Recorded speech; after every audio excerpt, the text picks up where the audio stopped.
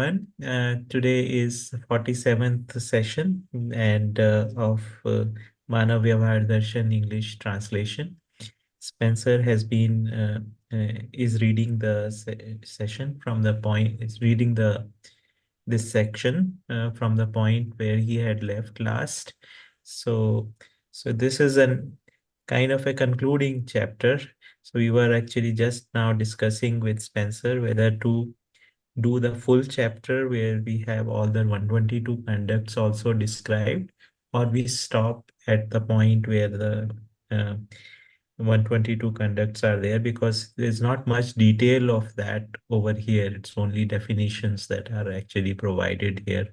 So the reading would basically not be accompanied with explanation much over here.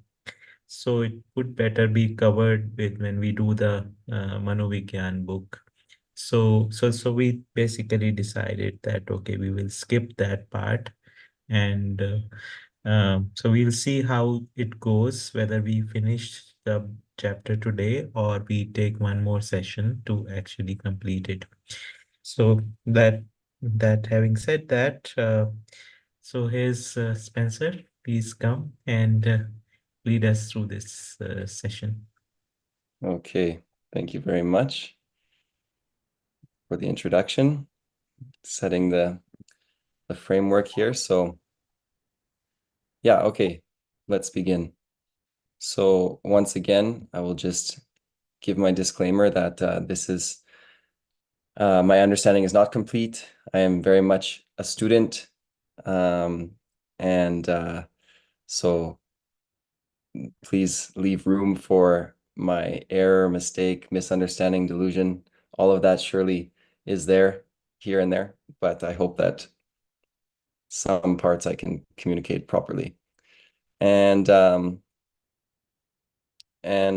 yes, once again, thank you, everyone, and let's begin. So we are continuing from my document here shows page 303, the second paragraph, and I will begin now. And just a reminder, we're in the 18th chapter, which is happiness, peace, contentment, and bliss. So, it is upon awakening that the expression, communication, and exposition of values with evidence occurs within humans, and its continuity is maintained within human tradition. This itself is love and devotion. So Babaji's explaining here how awakening, once one realizes continuous happiness, once one realizes the fundamental nature of existence as coexistence, then naturally this gets expressed in their living, this gets communicated through words, through literature, through art, and this gets exposed, exposition to the society through exposition of values with evidence occurs within humans, and its continuity is maintained within the tradition. Right. So again, it's there's the one which is the individual's realization, but secondly, this realization gets instilled in the culture. It gets instilled in the civilization, in law and systems, such that any new person being born also gets exposure to this realization in the form of culture, civilization, laws, and systems in the tradition, right? So I sort of picture it like, in the human body, many cells are born and die. They say that, in just a few years or something like that, every single cell has almost been replaced, right? So while the individual cells are being replaced, the overall orderliness maintains through time, right? And he says this is love and devotion. And let's go to the next paragraph. The combined expression of kindness, grace, and compassion is love, which is naturally evident in every awakened human. It is the pinnacle of achievement and realization found in the state of absolute observance. So when I was reading the definition of love, and the definition is combined expression of kindness, grace, and compassion, I just was thinking, trying to understand the concept of love a little bit more. And to me, became it became more clear that, when one is living with complete happiness, with a realization of happiness, and you want to instill this realization in other, you want other to also experience coexistence, to experience a state of complete happiness, then all actions done out of that will are with love. It's like you want the best for that person. You say you have love for humanity. You really want the best. You want to see it thrive, and you want them to also achieve that same experience. And on the other side of love, because love is like the complete value, like Jivan is completely filled with happiness, and you have love. On the other side, there's gratitude. And so gratitude, Babaji says, is the foundational value for moving towards awakening, right? So you have someone with complete awakening, and on the other hand, you have gratitude. And when you see the teacher-student relationship, the teacher comes with love and the student comes with gratitude to receive from the teacher.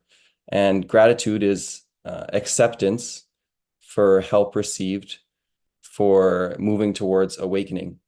So here you have someone with awakening, and here you have someone who needs to move towards awakening. And when you have gratitude, means you're accepting of the inspiration, meaning you're ready to receive inspiration from someone who's living with a experience of happiness, who has love, and therefore you can move towards achieving that state yourself.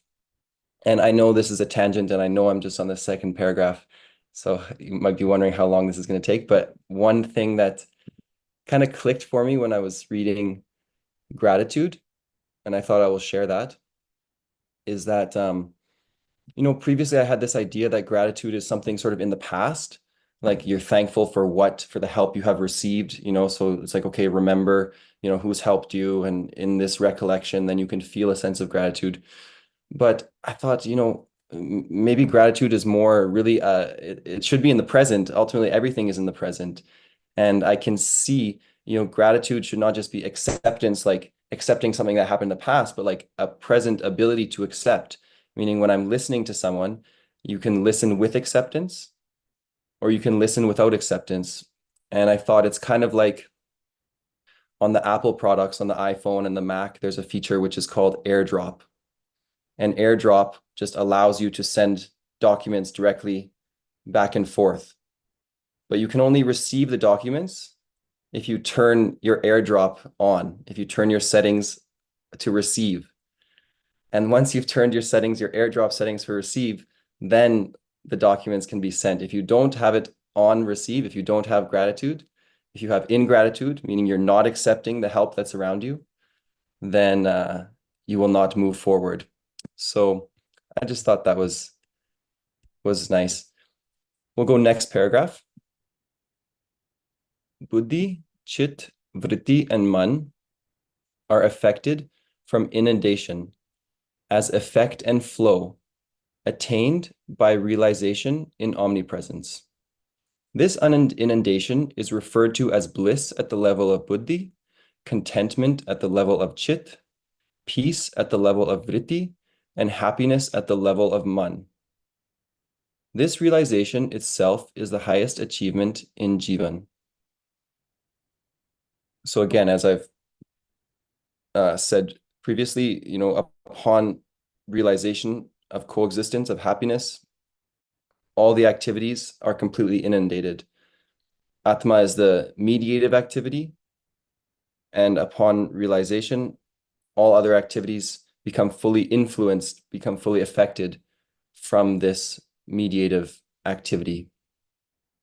Jivan becomes fully forceful in that state, and it's been given different names once the activities are being affected, inundated by this realization. Atma realizes in coexistence. Then only the reflection of buddhi becomes possible. This one I was not fully clear for me, but I do not understand the exact mechanism. But it seems like upon moving towards awakening, first Atma attains realization, only then buddhi uh, becomes reflected or becomes in accordance or influenced from Atma. One thing I would like to read more, and I is just the reflection and counter reflection. I believe the words are like pratyavartan, parivartan, and bim and paribim. There's a few words which I would like to better understand the real mechanism by which this reflection and expression is happening. Next, the reflection of man occurs in vritti, of vritti in chit, of chit in buddhi, of buddhi in atma, and the reflection of atma occurs in the omnipresent omnipotence. So again, seeing that each activity reflects in the prior. Each activity needs to find higher conformance, needs to follow the higher activity. Reflection is the cause of awakening.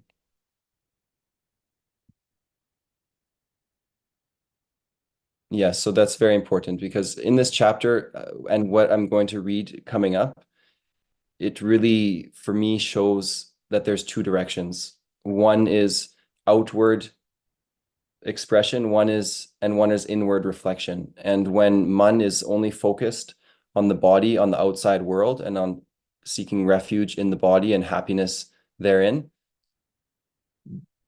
then that leads to one set of consequences. That's what we call delusion. But when man focuses on vritti, when vritti focuses on chit, then this process is the steps towards awakening, towards ultimately awakening of entire jivan, realization of coexistence. It requires that inward movement. Awakening in humans is only through knowledge, wisdom, and science, which is referred to as the intellectual aspect. It pertains to humanness and higher humanness. An awakened human is with mediative behavior, thought, and realization. Mediative behavior, just behavior. Mediative thought, dharma-based thoughts. Mediative realization, ultimate truth in the form of coexistence. So as I mentioned, Atma is the activity of Madhyast. Madhyast is one of the effective forces in coexistence. Right now, in absence of Madhyast, we have just Sam and Visham, we have just more or less.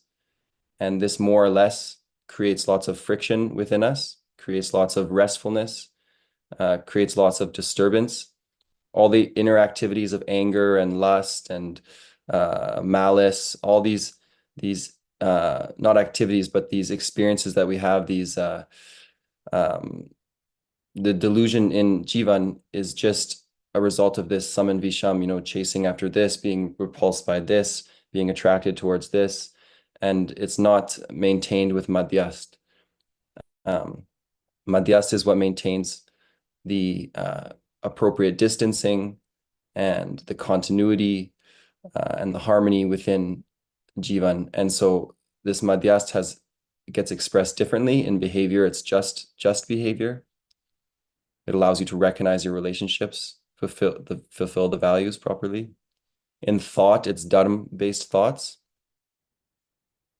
And in realization, it's the ultimate truth in the form of coexistence.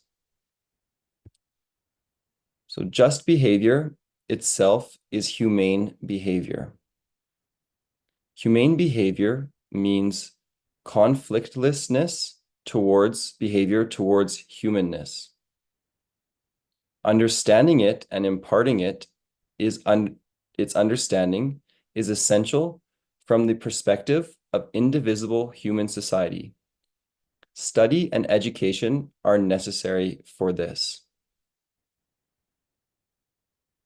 Only occupational knowledge is imparted through instruction and training, which has been helpful for material prosperity only. So if you take these two paragraphs together, you can see that education, study and education, refers to the conscious aspect, meaning gaining an understanding of coexistence, gaining a realization and experience of complete happiness, and the effects that this has in one's life, in oneself, and in one's behavior. This ultimately, when you are happy, then you have humane behavior, you have orderliness in your behavior. And for this, you need study and education. And another side, what we currently call education, is instruction and training. So instruction and training are also very important. It should not be undermined or forgotten, but it should be understood where its domain is. And instruction and training is for material prosperity. So it's related to the natural world and to fulfilling the needs of the body, whereas education is for fulfilling the long-awaited desire of happiness in Jivan. So you have both parts, education and instruction, training. Humanness and higher humanness have been classified and validated only with respect to behavior with humans, for which study and ordination are necessary. Ordination by realization-based method. Ordination refers to accepting a specific methodology for behavior and conduct, which is a pledge which has no discontinuity or obstruction. So humanness and higher humanness are recognized based on your behavior with humans, which study and ordination is necessary. And ordination here, study will be, bringing reality into one's consciousness, bringing justice, dharma, truth, bringing the understanding of coexistence into one's consciousness. And ordination, based on this definition, seems like it becomes sort of your pledge. So not only do you bring it into your consciousness, but you fully accept and agree and commit to live this way, right? So there's the one, so it's really pledging to a certain type of conduct. When you are getting married, you can pledge to be a family human. When we were planning our marriage, actually, Babaji has some article which explains a little bit how the wedding ceremony can be and should be, and he explains some of the vows and the way in which the parents can pledge, and the husband wife will pledge. And I don't remember the exact lines, but it was really like a pledge to become family human, right? A pledge to participate in that way. So you're basically accepting a form of conduct. You're accepting to abide in a certain way, to behave in a certain way. It's not a perfect example, but I would imagine, let's say hydrogen and oxygen come together, they form water. They have a pledge, and they then begin to behave with a different behavior and with a different conduct, I should say. So, and that is required for a human being to participate with humanness. We need to accept the ideal. The evaluation of a human's personality is by their food, lifestyle, behavior, and participation in the systems. Personality. The food, lifestyle, and behavior that are conducive to exhibiting one's talent is referred to as personality. So your personality is really what gets evidenced in the world. It's not possible to peer directly into Jivan, right? But Jivan naturally expresses itself in the world. And that's how humans, a human's personality is evaluated by the food, lifestyle, and behavior. Yeah. So the food, lifestyle, and behavior that are conducive to exhibiting your talent is personality, and talent will refer to your awakening in Jivan. So with awakening, you will express um, that awakening in these various dimensions, and therefore you have a coherence between your understanding and between your expression. And that coherence is the balance between talent and personality. And Babaji says, upon awakening, it becomes a very natural process. He said he had no difficulty to find balance between the understanding and the lifestyle. Currently, I think you see that I have lots of contradiction, between something that I think, something that I believe I might have, and what actually is getting implemented. You might have some belief about something or an idea about something.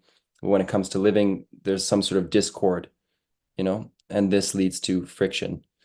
But balanced talent and personality is the ideal, which is natural upon awakening.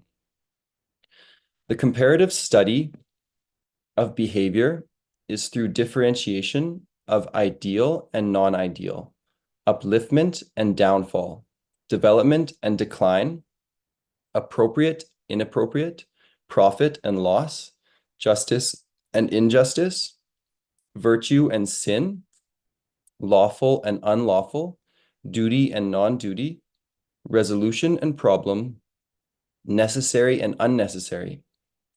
The evaluation of an individual is nothing but the evaluation of the capability of the sentient aspect. It is the sentient aspect that drives, steers, balances, complies, nourishes, evaluates, enhances, and changes the material aspect. At the root of these actions lies the sentient aspects, desire, and thought. So again, Babaji here is just really much highlighting the importance of Jivan. Jivan is really the evaluation of human being, and all change that can happen in a human being is change in Jivan. It's awakening or unawakening. And again, there's very clear two directions which one can go towards awakening, which is the inversion of one's forces or prior conformance, and post conformance or conforming to the pressures from the body. So yeah, I mean it's good that there's not so many directions. It's not like you're trying to navigate somewhere and there's 10 different possibilities, of how to get there, how to reach, go this way, go that way. It's really, you've only just reached one fork in the road. So there's just A or B, you get it wrong or you don't. So at least there's just two options. That makes it very simple.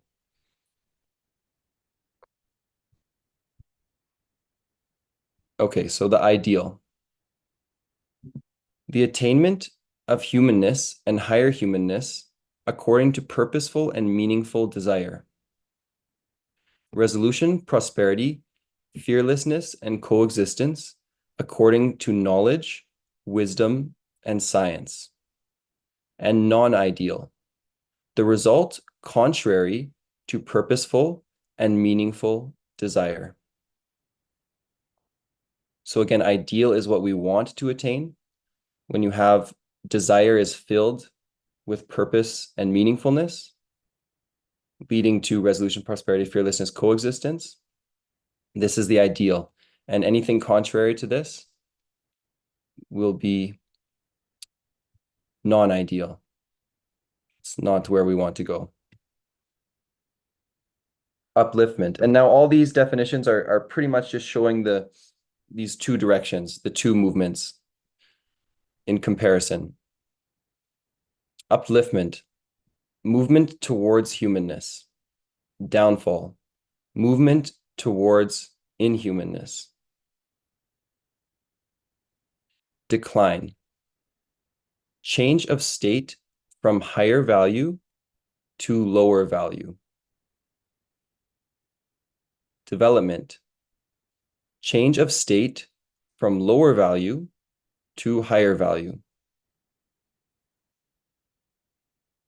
So development is, yes, it's related to Jivan, but remember there's development, progression, development, awakening, progression, awakening. So really the entire, even development from matter to plant, from plant to animal, from animal to human body to Jivan, all this is considered development. It's moving towards higher value. Exploitation, the work and behavior done due to delusion. Nurturing, the tradition of humanness and higher humanness. So I like the definition of nurturing here. Nurturing we typically see just in the food and the body way, which is obviously a part of it because one needs healthy body in order for understanding and expression. That is absolutely very important. In fact, the other day I was just thinking like how lucky I am to have the five senses, functioning well. I should use it, you know, um, for its purpose. Um, but nurturing is also the tradition of humanness and higher humanness. So, just living in the world with a tradition of humanness, you become nurtured. Your education is nurturing, the systems are nurturing. People say that's like it feeds my soul, it's nourishing for my soul. Well, here, very quite literally, yes, it is nourishing for Jivan, right? It gives it what it needs. Inappropriate, contradicting and hindering humanness or higher humanness as per prevailing time, situation, and events.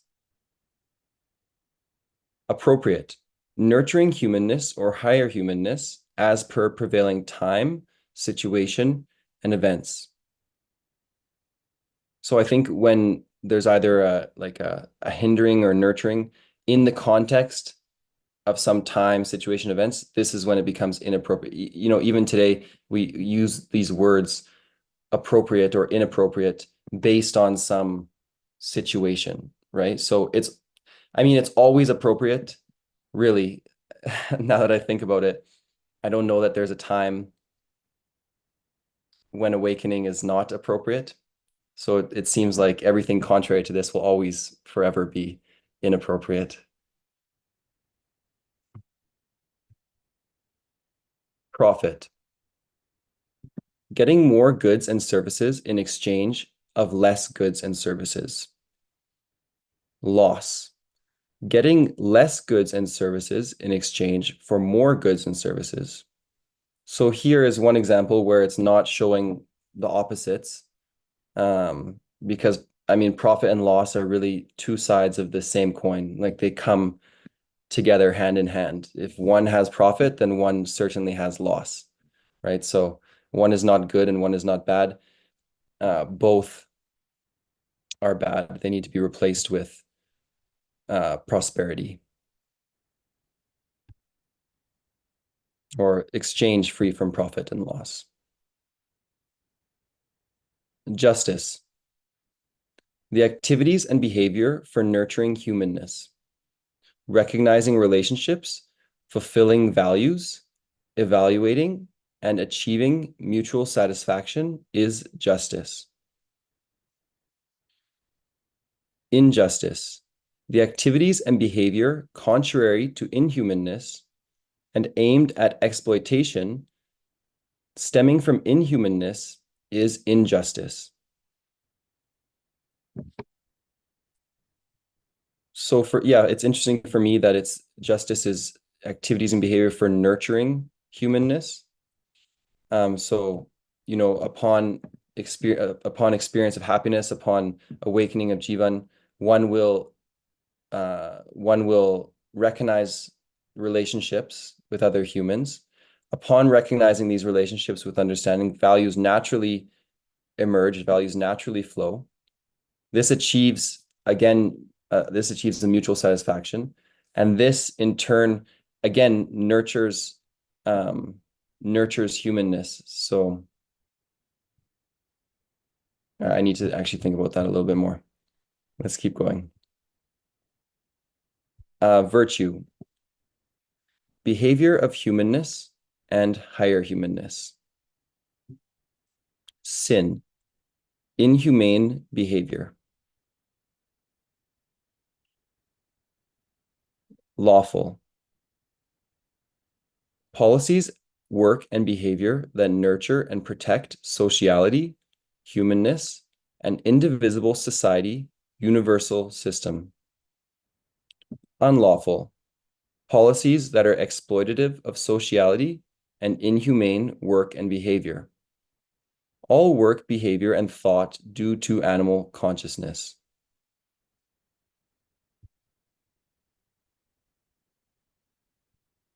So again, if something is done in the regulation of law, according to coexistence, the outcome will be lawful. It will allow tradition to emerge.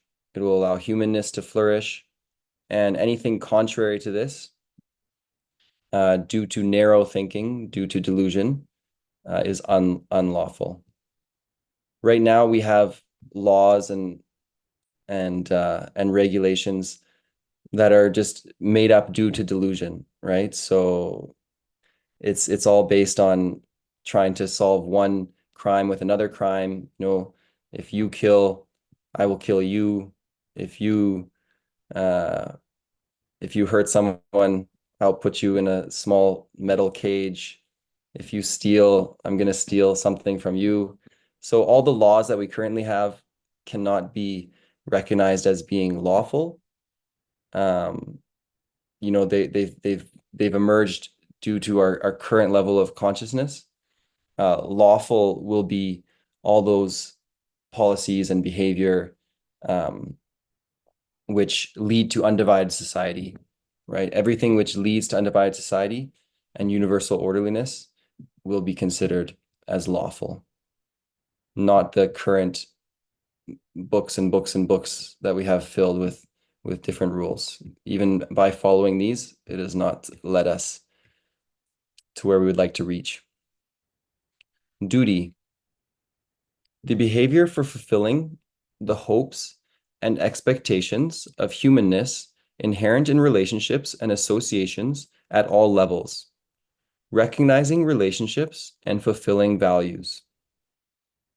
Non-duty, instead of fulfilling hopes and expectations for humanness inherent in relationships and associations at every level, engaging in inhumane conduct is called non-duty. So our duty is to recognize our relationships and fulfill the values. It's to have mutually complementary, have mutual happiness in our relationships. That's our duty. Our duty is not to, I must accomplish something this or accomplish. It's really just all about our relationships around us. And our duty can only be accomplished with happiness, with realization of coexistence. Resolution. Resolution is to have the knowledge of absolute truth, objective truth, and relative truth by following a definite and defined methodology and having the right answer of how and why for every activity. Problems. The work and behavior of animalistic and demonic human. The problem is lack of resolution. So resolution will be a harmonious state of Jivan filled with knowledge, wisdom, science, and its opposite, just the lack of harmony in Jivan, of awakening in Jivan is a problem.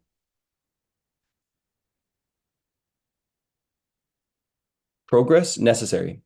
Progress towards humanness and higher humanness. Unnecessary. Movement towards inhumanness. Driving. To move. Steer. To drive towards completeness in a coordinated way. Disciplined driving. And balancing. To move with stability. And regulating. Removing the obstacles for jivan. Adherence towards understanding of justice, dharma, and truth. So driving is straightforward. You know, animal is driving, jivan is driving animal body, jivan is driving our body. But to steer is a new challenge. To steer requires direction. So when I was reading this, I thought of the first time that I ever drove a car. I was maybe like 8 years old or something like that. And my uncle, he wanted to teach me. And so we went to very, very, very rural area. There's like nothing, like just dirt roads. And Canada is already very remote and very sparse. So we were in a very remote part of Canada on a very remote road. And so he said, okay, now you can drive. And I remember just barely being able to even see over the steering wheel. You know, I was almost looking up out the window. And but as long as I could put my foot on the gas, which I did, then I was able to drive. So I was driving, just foot on the gas, moving. But as soon as I needed to make my first turn, I was freaking out. I was not able to steer. So just making it move, sure, but going in a direction was not possible. I vividly remember that first turn trying to just go around one corner. So the way I see driving here is just the ability to move and control, or just to move, but steering implies a direction. And the direction for us will be towards completeness. Completeness in Jivan and evidencing undivided society. So steering implies direction, and balancing is to move with stability. So I would like to understand these words a little bit more. I just have a very vague idea, but that's something I would like to be looking into afterwards. I think you have explained it very well, and probably more better than what I had understood them to be. Driving and then steering and balancing, and then followed by regulating. There is an order in which there is more and more understanding that is coming. Like, for example, first is that you're just controlling the body, that is driving. Then, as you said, steering is that now you are moving in a coordinated way. Then you are moving with the balance, like you are making a balance with your present circumstances as well as keeping the direction towards completeness. So that is balancing. Like, for example, right now uh, you need to actually run your Airbnb, and there is one balance that you need to do. And along with that, you also want to be pursuing your awakening. So it's not that you cannot just leave what you are having in your hand and do something totally different, right? So this Mm, needs to be movement has to be with balance. And then the regulation, that is, you remove obstacles as you are come across, and you remove obstacles of jivan as you move further, right? And mm, so in the same way further on also. Yeah. very nice. Yeah, thank you. Um, okay, next one. Compliance. Adherence to the tradition. So compliance is, again, very similar. We have this word we use today, compliance. You need to comply to these regulations. You need to comply to this. Problem is, with what are we complying to? Complying to inhumanness. In this situation, compliance in its true form is just adhering to the tradition of humanness, which will be available. Nourishing. Sustaining the continuity of awakening in Jivan. Enhancing. Being helpful for awakening in the Jivan's activities. Changing. The mind positively getting engaged in materializing ideas. Humans use and right use minerals, vegetation, and animals with differentiation of natural and human-made ways. Human-made, materialize ideas in the form of usefulness. So I was just wondering, and because it says humans use and right use minerals, vegetation, animals with differentiation, a natural and man-made, and only defines man-made. So I had to think a little bit, well, what would be a natural use of these things? The one idea that I came up with was that, if you just drink water directly, or you just eat some plant directly, or you just breathe the air directly, there's no human has not implemented or enhanced with utility and art value, right? So it's just direct use. And obviously then you're using your life is for the family and for the undivided society. So these things naturally become a part of the system, but it does not involve anything human made. So implementing human imagination to enhance the utility and art. This is what made sense for me. Sensing, inquiring, protecting, enlightening, adhering, and reflecting are specialties of the sentient aspect that are not found in the insentient. So these next points which we list are only found in the sentient, only found in Jivan. And remember, Jivan is constitutionally complete atom, so it undergoes a complete transformation. And at the point of transformation, it has different capabilities that are not found in the material atoms. So material atom, they undergo recognition, fulfillment, they have their environment, they have electromagnetic field and many things which are there. But some more specialties come when Jivan emerges in the sentient. And these are some of the things which distinguish Jivan, which is nature, from material nature. Sensing. Knowledge of the 5 cognitive organs and 5 work organs. It also refers to tendency for development. So Jivan has the ability to receive information from the 5 sense organs and able to evidence through the work organs. So this connection of Jivan to body, of its sensing, is special in the sentient. Inquiring. The act of bearing inquiries for knowledge of completeness. So not only is sensing there, but introversion of the forces is also there. You get information from the outside world, and you also have the possibility for the introversion process, meaning inquiring for knowledge, for completeness. Protecting, paving the way towards development or awakening.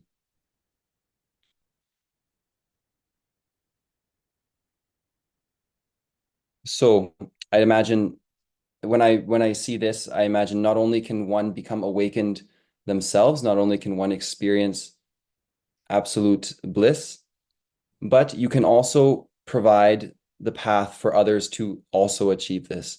So, Babaji has paved the way for us.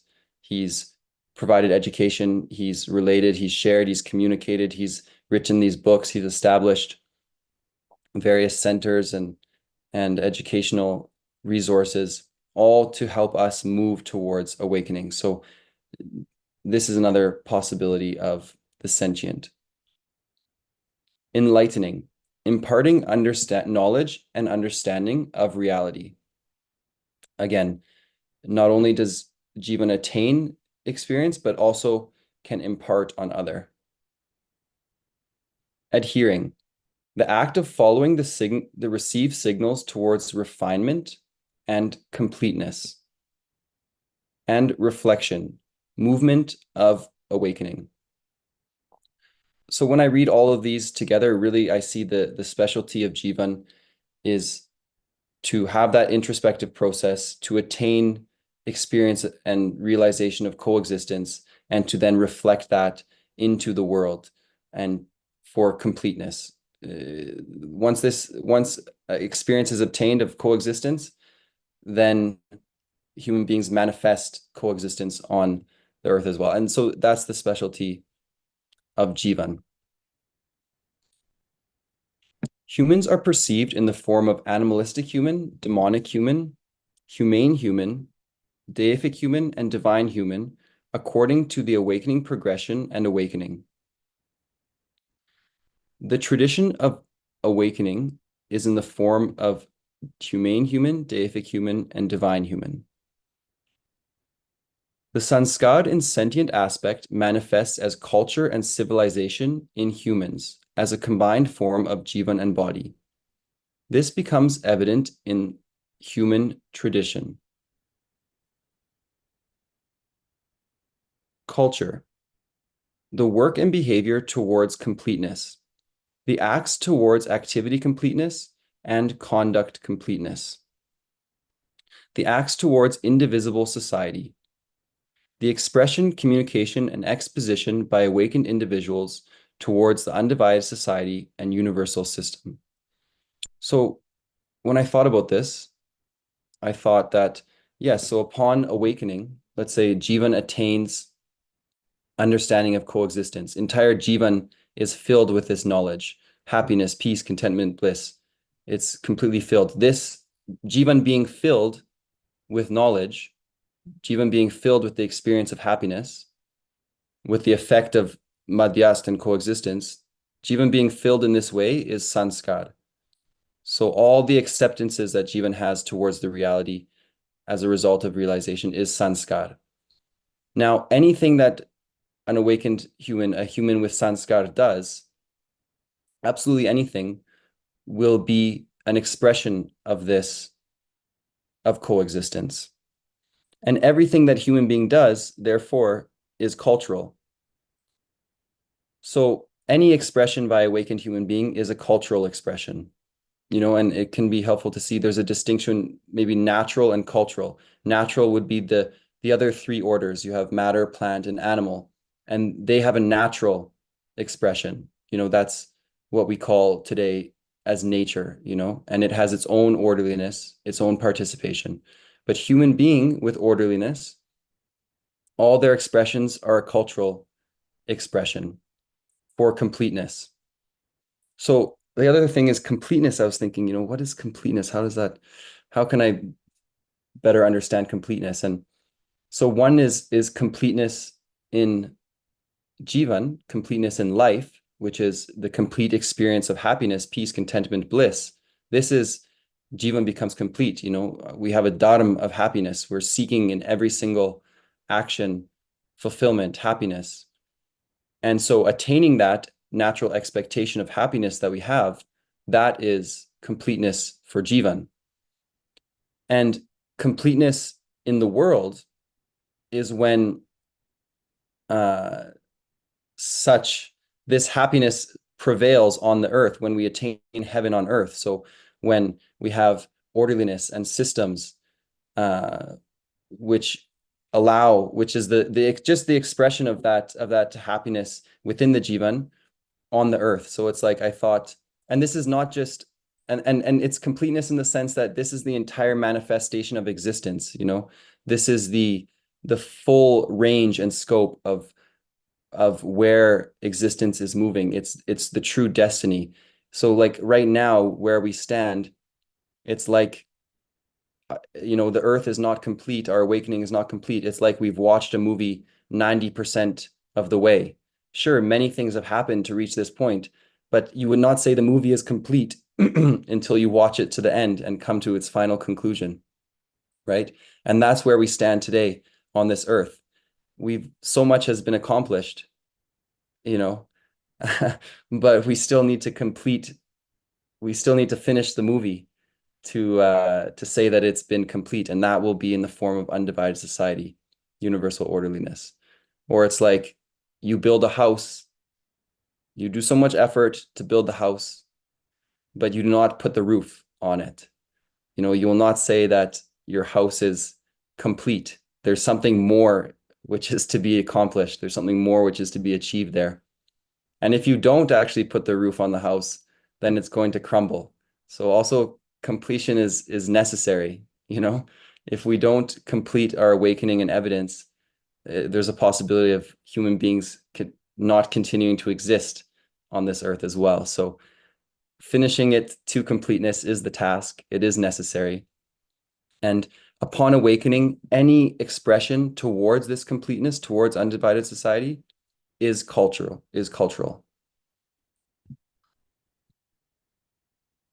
Anything moving towards completeness. That's what he says. Yeah, activity towards completeness. Civilization, evidencing for the universal system. This itself is the expression for the universal system. Humane behavior is referred to as civilization. So again, even when I read these two definitions, civilization is also a cultural expression. And again, it seems quite actually similar to culture. It does, just based on this definition. I will look a little bit more to understand the difference exactly between culture and Yeah, civilization. one thing maybe I could add here, like the way that I see that civilization is what comes in our day-to-day living, how you live with your in the family and how you live with the systems. It is your everyday living, day-to-day living. While culture is something that gets demonstrated in the events, like for example, at the time of Christmas, whereas you meet the family, you have the dinner, and there are certain rituals that you do to actually commemorate something. So it is like it mirrors mirrors the civilization on few days, on those Mhm. holidays. You are bringing the family spirit, but the day-to-day living is in the civilization. Culture Okay. is only uh, the aspect that is in a shown in a. I mean, it's kind of a demonstration. And culture is necessary. Those events are necessary because they are educative for the next generation because they get some way. So culture and civilization, they go hand in hand. Culture mirrors the civilization. Okay, that makes sense. Yeah. Great. So the awakening in the sentient aspect itself is sanskar. This is susanskar, while delusion due to animal consciousness itself is kusanskar. Sanskar, the necessary work and behavior by humane humans in, by, and for the indivisible society is called susanskar. The indivisibility of society depends on humane conduct. The establishment of humanness depends on sanskar in the individual, culture and civilization in the society, and legislation and system at the root of the structure of the society. So again, these four aspects are very much important for establishing humanness on Earth. There's sanskar in the individual, culture, civilization, society, and behind culture, civilization, and sanskar is legislation and systems. The refinement of resolve desire, and thought in coexistence is necessary for attaining humanness and higher humanness, which itself is susanskar.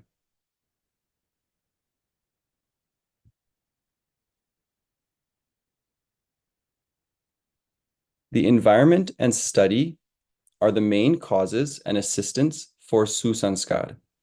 The responsibility for protecting and refining it rests on the wise humans.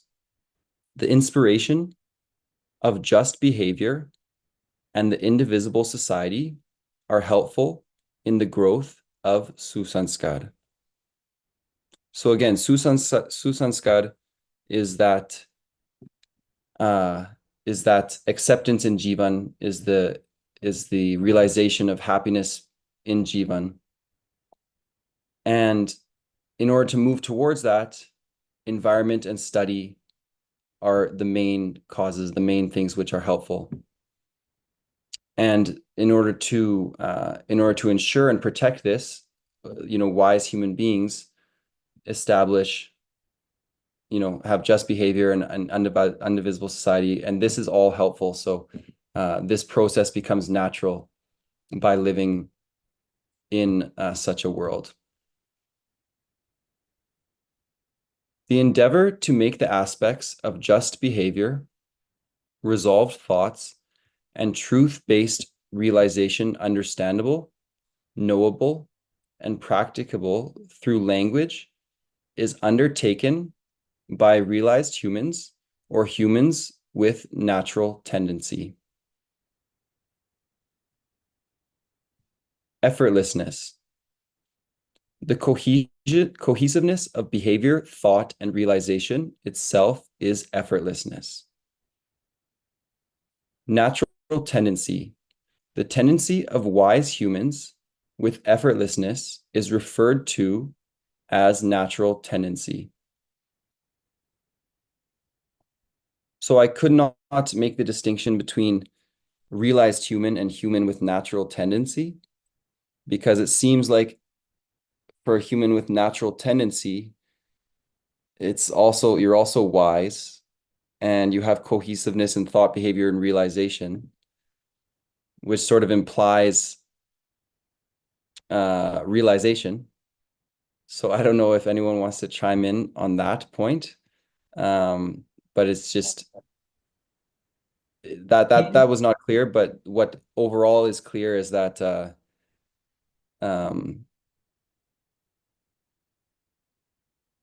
yeah. Yeah. So, yeah, basically, what I feel is the process of understanding would be that first you will actually have your thoughts uh, straightened up, right? In which you basically have resolution at the level of thoughts. And then it will come into realization. And thereafter, it becomes evident in the behavior. So, so I would actually place Sahaj Vritti or natural tendency as the first step towards realization. And then with effortlessness, it comes into your behavior. That's the order in which I have placed it for myself. That makes sense. And it's sort of the rough idea that I had. So that makes sense. Thank you. So just behavior. The perception of truth, relationships, values, evaluation, and mutual satisfaction. Resolved thoughts. The comprehension of truth. Contemplation. The awareness of truth. Realization in knowledge. Realization in the ultimate truth, which is in the form of coexistence. To attain the realization in knowledge, it is imperative to have the potential ability and receptivity for delusion-less knowledge, non-dualness, devotedness, and love towards the ideal in the form of coexistence. This is achieved by the seeker through just behavior, resolved thoughts, and full dedication in obedience to a realized human being. So I think this paragraph is really important. It sort of describes the process towards moving towards realization in knowledge.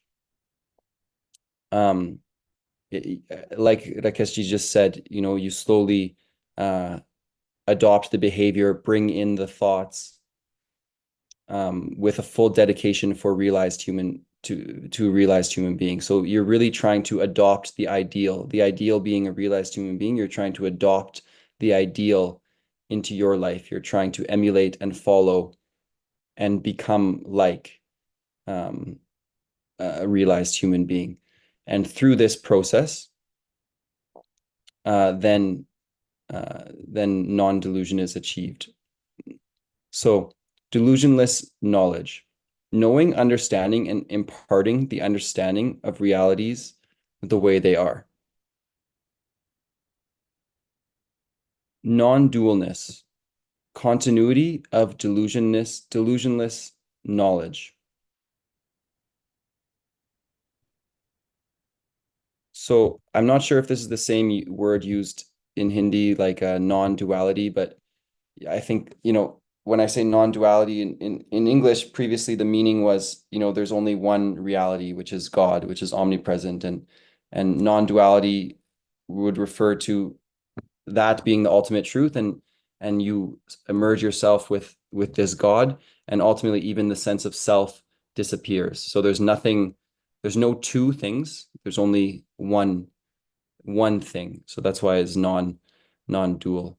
Here, I think Babaji's when we say non-duality, um, right, like currently we live with duality. We live in the sense that we are we have many contradictions within ourselves. The duality exists between, what we want to achieve, how we want to live, and how we are currently living, right? So we're living according to the senses and animalistic consciousness. We're unhappy. But ideally, we would want to live with happiness, continuous happiness. So there exists a duality in the sense in where we are living and where we would like to live. So non-duality here refers to completely eliminating that duality and only living with knowledge, living according to one's innate expectations. And it sort of reminds me of the previous definitions of like oneness with existence. Um, for non-duality. Devotedness, continuity of non-dualness, earnest endeavor for absence of delusion itself is devotedness.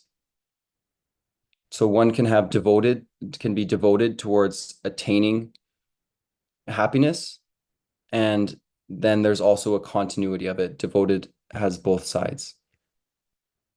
Love, continuity of non-dualness along with devotedness, combined expression of kindness, grace, and compassion. Through the continuity of love, a human attains the state of absolute accordance and becomes qualified for liberation from delusion. Omnipotence in the form of omnipresence is inherent in every entity since eternity. Its realization itself is absolute connectedness for humans. This indeed is the goal of humans. The state of realization itself is referred to as absoluteness or absolute oneness, which entails liberation from tribulation, resentment, fear, and bondage of delusion. So, yeah, I mean, in the state of realization, really all those things disappear. Like you have the experience of the absolute energy. There's nothing there to fear. Fear is just, a misunderstanding of the reality, fear of life, which doesn't really happen, fear of status and wealth. These things change anyways. So I mean, if you're with God, if you're with existence, if you're with the universe, there's nothing to fear, there's nothing to resent, there's nothing, no troubles in that state. All these troubles only come due to our delusion when we're living in the world. We become attached, we become, uh, you know, worried about maintaining the body and all these things. But in this state, all of that becomes meaningless. As Atma realizes in coexistence, its magnificence is affected on Buddhi, Chit, Vritti, and Man through the process of mirroring. Atma is the most developed particle of the sentient unit because in the atoms of every kind, the nucleus is constantly engaged in mediative activity, while all the other particles are engaged in generative and degenerative activity. A part of understanding manifests into action. A part of action manifests into sensory enjoyment. The sensory experience is in proportion to the sensory enjoyment. An inference beyond sensory experience is the cause of enhancement in knowledge. At its core, the impressionability of complete knowledge resides within Atma. Impression, the capability of affecting realization activity or its field. Admittedly, this paragraph was very tricky for me. I tried to piece it together and translate it and get it. So the most I can sort of grasp is that, just a part of your understanding goes into action. A part of that action becomes a sensory experience. And a part of that sensory experience is sensory enjoyment. I'm not sure if enjoyment is the word. In Hindi, I was trying to look at what that word is, but the sense I get is that, with understanding, understanding is much greater than action, and action is much greater than your sensory experience. And finally, upon the sensory experience, you will get some information, some knowledge from the senses. And it is through this process that, ultimately Jivan does become awakened, because ultimately everything that comes to Jivan will be through the senses, whether it's listening, speaking, seeing, tasting, touching. And ultimately it is Atma, which you can see that this is not very clear for me. I think it Yeah. is quite in the right direction. Basically, what we are saying is that what comes through the senses eventually comes into realization, right? So first is that whatever comes through the senses is becomes sensory experience, and a part of that is sensory enjoyment. Like we experience through the senses, and part of it comes into our enjoyment. So that's a fact, right? Now what you're saying is that out of what we get in the sensory experience, we make an inference that what its meaning might be, right? So this inference can be out of the what we have sensorily experienced ourselves, or what others may have experienced it. So overall, then we have language and other things coming into picture, and thereby we make an inference of what is the world out there, what is including what the reality about ourselves. So that is the basically that's how we actually go beyond the sensory experience and move towards knowledge, that when we are actually inferring Mm. what the sensory experience is meaning.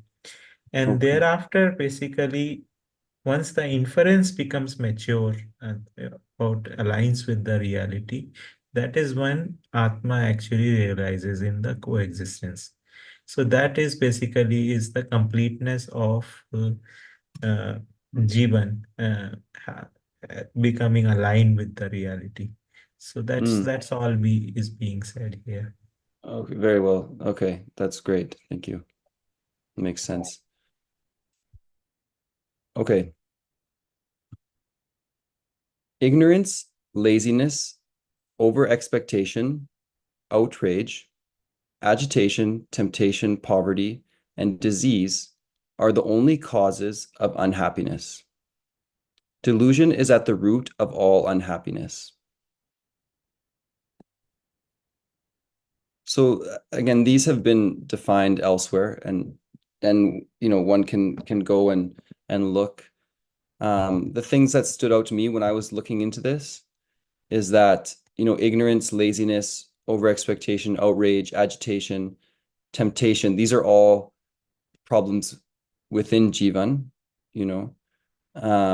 but poverty and disease are also related to the outside world as well, which gave me the impression that, a deluded Jivan itself is in problems, but deluded Jivan also creates problems in the outside world. We exploit the environment, we create unhealthy conditions on earth. And then this situation in the outside world also, again, has an impact on Jivan, on self, and becomes an additional source of unhappiness, right? So the state in Jivan becomes manifest in the outer world, and the outer world becomes a further source of problem for human being as well. There are two reasons for a human to be in a state of decline. The first is unawakening, and the second is wastage of powers.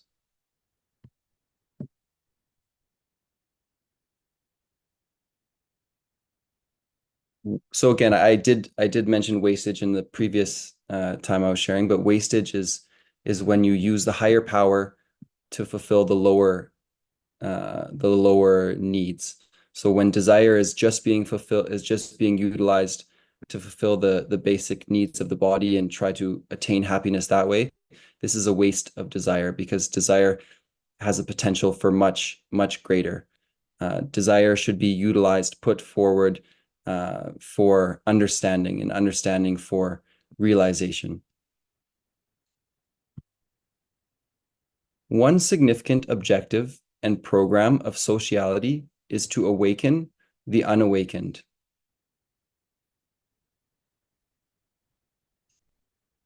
Humans tend to deploy their body, mind, and wealth to what they regard as more valuable.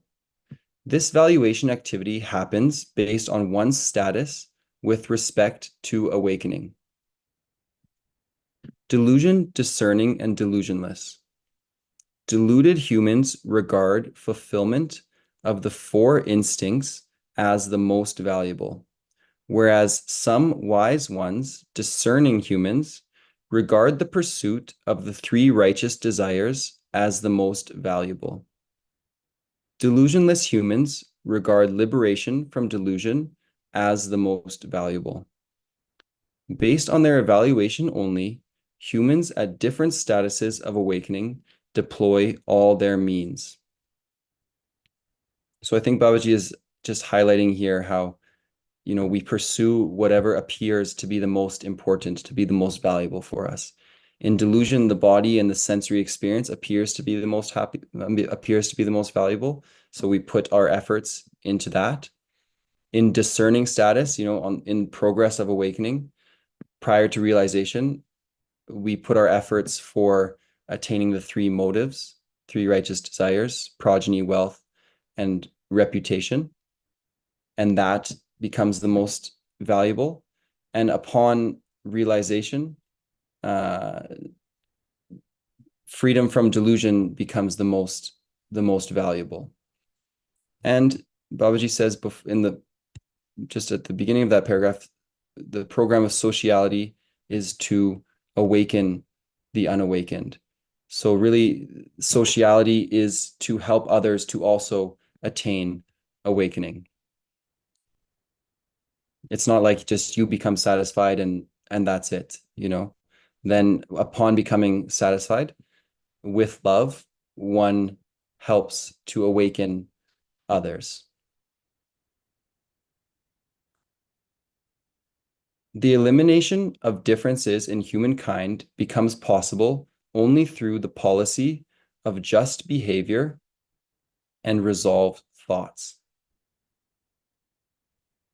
The evaluation from the delusion state is referred to as attachment. The evaluation from discerning state is referred to as awakening. And the evaluation from the delusionless state is referred to as reality. So evaluation here, I believe, would be referring to the activities of vritti and thought. So when in delusion, your thought is referred to as attachment because it's engaged in the body. It's engaged in seeking happiness through the senses.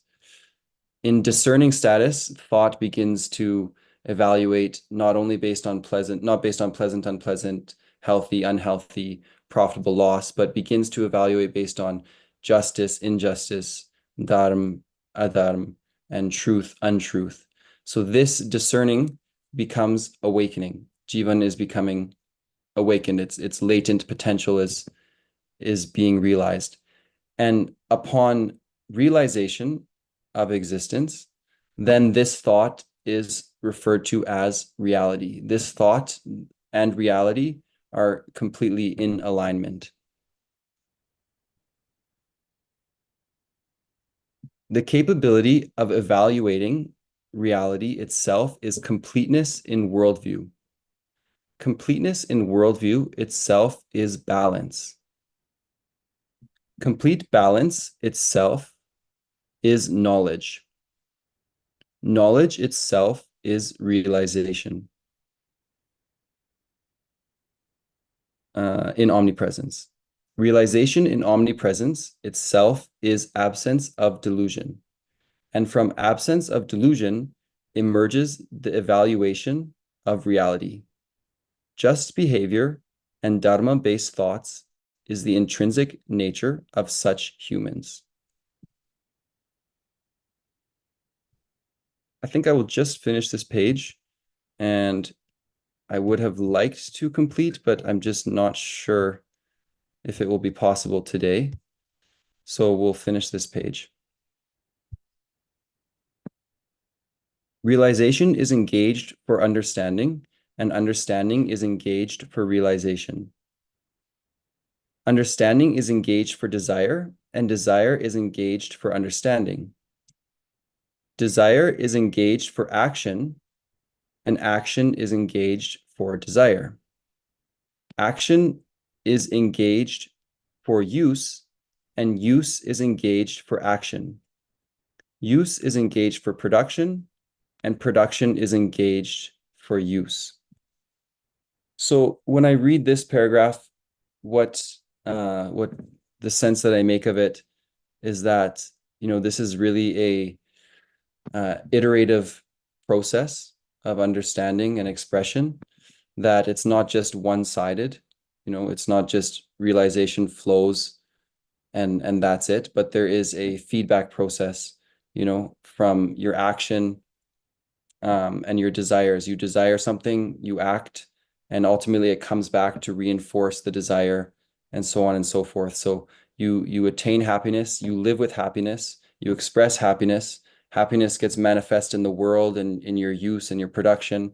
And then you also get to experience this happy world, right? And so the inner and the outer world are completely intricately engaged with one another, and the expression and the reflection are very much. It's a two-way street, so to speak. The evaluation of units of nature at gross and subtle level is with respect to time, impetus, speed, lifetime, properties, and intrinsic nature, which are expressed by humans as understanding in the form of enlightenment in buddhi, responsiveness in chit, resolution in vritti, and tendencies in man. So all these all these facets, all these dimensions of the reality, which is time, impetus, speed, properties, intrinsic nature, this becomes grasped in Jivan by the various activities, of Man. The entire reality slowly becomes conceived. I see it kind of like, I'm not sure if it's a good example, but when you compress like a computer file, you zip it, it becomes very small and dense. And when you want to read that file, you have to unzip the file and you decompress it, and it becomes much more expressive. But all the information is still maintained within the zipped file. And the unzipping process in this situation is Jivan. Jivan is experiencing, has a realization of the most dense compressed file, which is coexistence, and it unzips it and understands it as how it gets manifest in all the different formats. So Jivan is that tool for us. And with that, 5 minutes left. I think we should end right here. Very nice, Spencer. It was very well done. We have a message from Anisha Didi, who has said that beautiful sharing, Spencer. I'm absolutely enjoying your sharing. And I somehow felt that you have simplified so many of the concepts for us to understand. Thank you so much. Sorry, having something has come up and I'll have to leave this in the midway. So she had to leave in the midway, but she left this message for you. Very nice. Yeah, indeed. I also agree that you have an intuitive understanding. I mean, you are not just uh, you have processed what you have read and tried to actually apply that. Only then, basically, when you are speaking, then it basically shows that it has gone through the churn. So it is wonderful. Thank Yeah. you, Rakesh. Shilpa Didi, want to say something? Yeah, I want to say thank you, Spencer Bhai, and I agree with Rakesh Bhaiya. Like, I mean, everything that you explain with something from daily life, from what you have lived and experienced, and everything from your past, your present. So it really makes it very relatable. And I think the takeaway for all of us is going to be the airdrop today. So that was like really nice. I guess like gratitude, being in the present rather than something in the past. I mean, that's so, so important. Every moment we are in gratitude, right? So that was very well conveyed. So, yeah, thank you so much. Thank you so much. Rishta, you want to say something? Yeah, it'll just be a repeat though, because I really like how you distill your understanding and express it. It really makes it very easy to digest and see exactly what's happening. Like even the steering and driving, it was such a great way of explaining.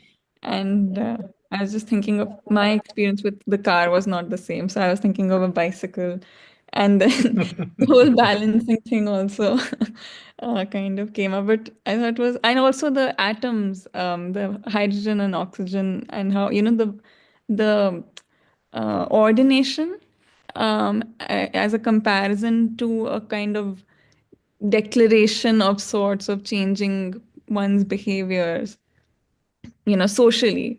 That was a Mm. great analogy. Actually, it really got me thinking, and I'm still thinking about it, about how, even in the molecule, the uniqueness of each is maintained, yet when they come together, they're contributing their own uniquenesses to form a completely new sort of social identity, in a manner of speaking.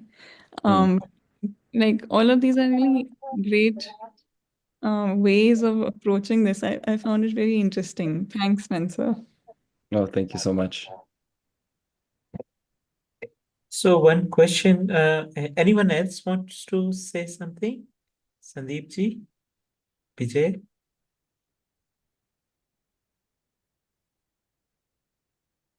Okay. So we know that Christmas is approaching, and so would the 21st be too close to Christmas, or we can actually change the date for this? I don't know. Like truthfully, from every day from now until like the Mm-hmm. problem is it goes until like the New Year's, basically. It goes Mm-hmm. until like at Mm-hmm. least January into the beginning of January. And it's just the time when everyone has come home from, they live across Canada, everyone comes home. So all my friends want to see me, everyone. So it's like one after the next. There's many events. Okay. Um, So one what possibility would is be your that we can, suggestion? there are two possibilities. One Yeah. is that we can defer it until after New Year. Mhm. Okay. And so I think how many pages are left now? If you were to see, I think 1, 2, 3, 4.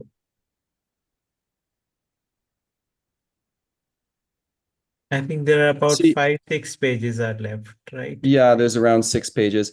And towards the end, like the last like 2, 3 pages Yeah, are just a lot of the activities, of Jivan, yeah, yeah, for which yeah. I truthfully do not have so much to say. So I it was kind of an awkward point to finish where there's not so much left, but it just was Mm-hmm. not possible today. We can just do it the 21st. It should be fine. You sure? I mean, Yeah. one thing is other possibility is that I can do it for you, and you could take a break, so that it shouldn't be. I mean, it's all should be easy. It should not be Okay. difficult for you. So this is completely all right. So it is fine. Yeah, Okay, well, let me think and we can discuss. yeah. I will Just share. drop me a note. Yeah, I think the Whichever. 21st is good, and either I will do it or you will do it, I guess. Yeah, if you I'll can do it, very, very good. I mean, that's the best, right? But if you can't, okay. that's completely fine. Yeah, yeah. Okay. Okay. No, I should be able to do it. Yes. I was Excellent. planning and preparing that. Yeah. Okay. Okay, very nice. So thank you very much, everyone. And we'll close the today's session. Thanks, Spencer. Wonderful, always. Thank you so much. We'll see you later. Bye-bye. Thank you. Bye. Thank Good you, night. Spencer. Thank you Thank you all. all. Thank you all.